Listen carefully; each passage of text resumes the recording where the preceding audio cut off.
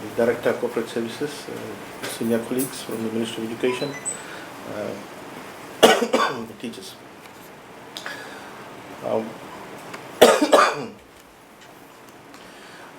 Over the last 20 or 25 years in employment in various institutions, I was in different roles, both the employee as well as an employer. An employee when I was at USP, then I was also union leader. I was the General Secretary and President of the Academic Staff Union at USP. And then joined FNU, FIT, FNU, Commerce Commission, Reserve Bank. And I noted that things now, relative to 4 decades ago, have changed. Just like in every sphere of life. In every sphere of life, things that we normally take it for granted are changing. And therefore, we also need to up our game with respect to dealing with those issues, those new issues that are cropping up. Some 30 years ago, or 40 years ago, there was the issue about occupational health and safety. Safety of employees was basically a non-issue. No one was talking about it. No one was engaging in any discourse at that particular point in time because employees were quite weak. There was a large supply of semi-skilled or unskilled workers, and there were very few employers. And therefore, people were not interested in talking about that. Employees were not interested in talking about that. Unions are weak, and therefore, employers didn't bother about it. However, at that particular point in time, employers also saw OHS and other training that will enhance the skill of the employees, a burden, cost burden on the balance sheet, on the P&L account. Balance sheet as well. We need to get certain equipment, so all these things. Hence, this was placed on the back burner. You will also note that in a lot of developing countries and middle income countries, they are also at the moment not worrying about OHS and first aid. But it is good to see Fiji taking a lead. Fiji is taking a lead in a number of things in the region. In fact, Fiji is a leader. We are a leader in terms of IT development. We are a leader in terms of educational spread and depth, also establishment. Fiji is taking a lead in terms of ensuring that we educate both the parties. I mean, often at times we only look at one party, but always there needs to be a convergence. You need to also deal with demand as well as supply side. Often, sometimes when people talk about dealing with a particular problem, they only talk about one dimension. For example, dealing with corruption. You talk about punishing. So, and therefore, wanting to curb demand through increasing, making penalties harsh. But you also have to look at the supply dimension of corruption. Why is there avenues open for corruption? Deals with procurement regulations, etc. Which kind of increases avenues for people to engage in corruption. So that's the supply dynamics. And the demand side is, why do people want to engage in corrupt practices? Maybe their salaries are low. Maybe they can get away with it, and therefore strengthen the punishment aspect. So anything you want to do, it boils down to this small little notion that you learn in Form 5 economics, demand and supply. And unless and until you look at both sides, you'll never be able to fix that problem. Here, we're dealing with our teachers. This is a derived demand. In economics, you could say derived demand. Why are we educating our teachers? It's because the demand for OHS and first aid training by our teachers derived out of our demand for children to know. The children that we churn out from primary and secondary school will be entering various workplaces in the ministry, in the private sector. What we want is for them to have some basic understanding about what is their expectation at a particular work environment, what is some of the things that they need to do to take precaution.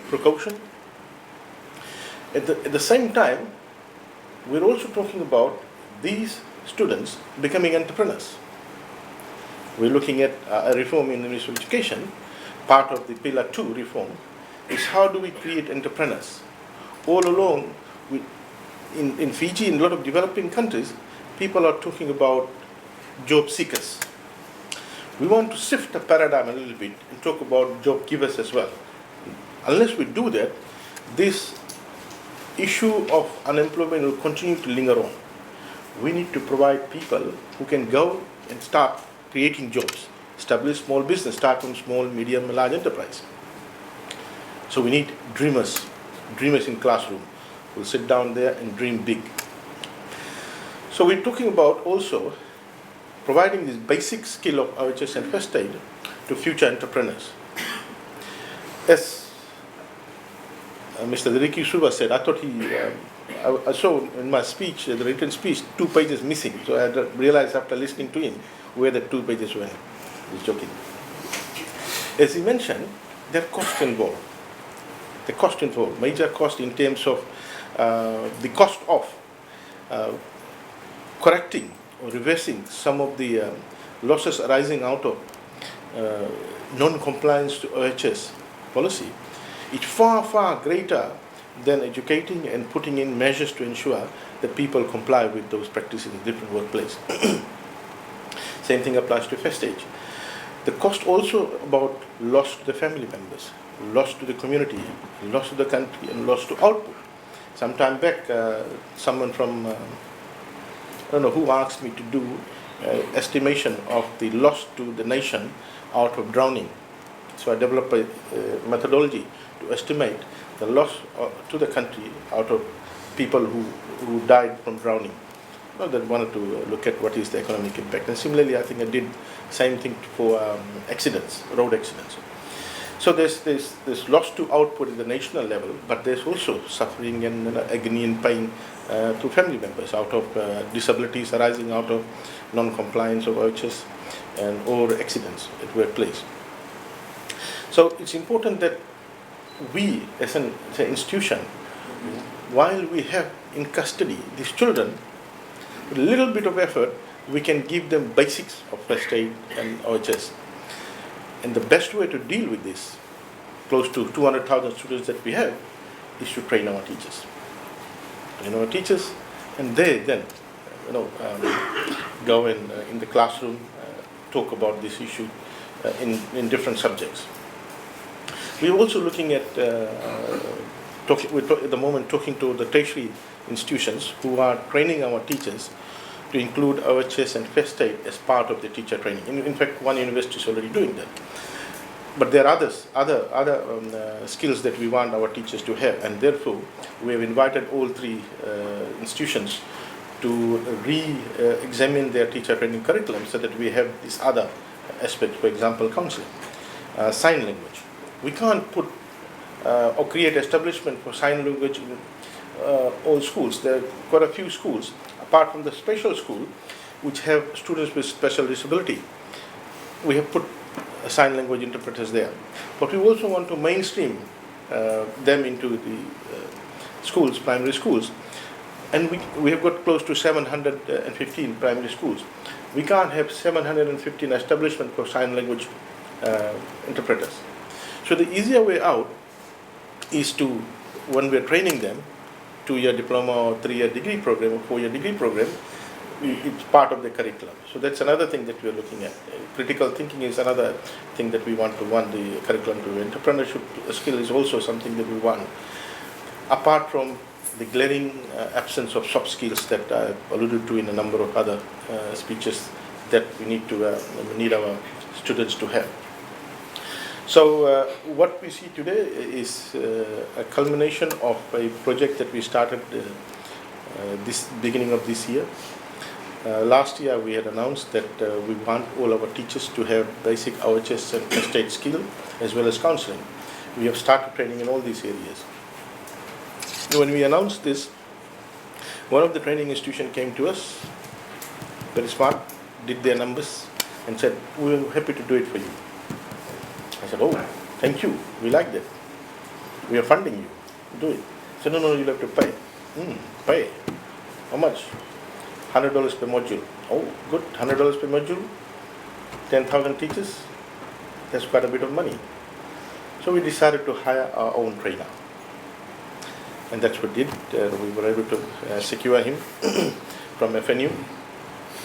And now FNU wants him to come and run training for them. I said, yeah, do it and bring the money to the kitty.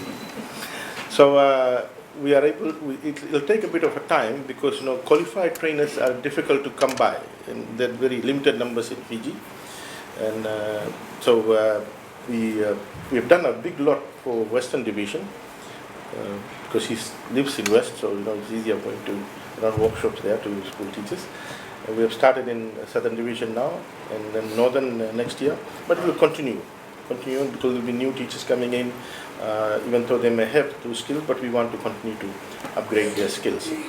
So it's a pleasure to be here today, and I want to thank you, the teachers who have been probably the pioneer lot, apart from the Western ones, in probably the Southern Division, getting the module today on OHS and first aid. I want to thank you for getting this skill. You probably do not realize how important this is for you, and this is something that will definitely be very beneficial to our students. So this is something that we expect you to then go back, and when you're teaching students, take 5-10 minutes break, talk about this, and then you can someday take a couple hours session on the practical aspects, particularly with respect to first aid. And those field trips that you have to go around the beach, etc., take them to a workplace and show them. So thank you very much, and good to see you all here, and I look forward to interacting with you informally.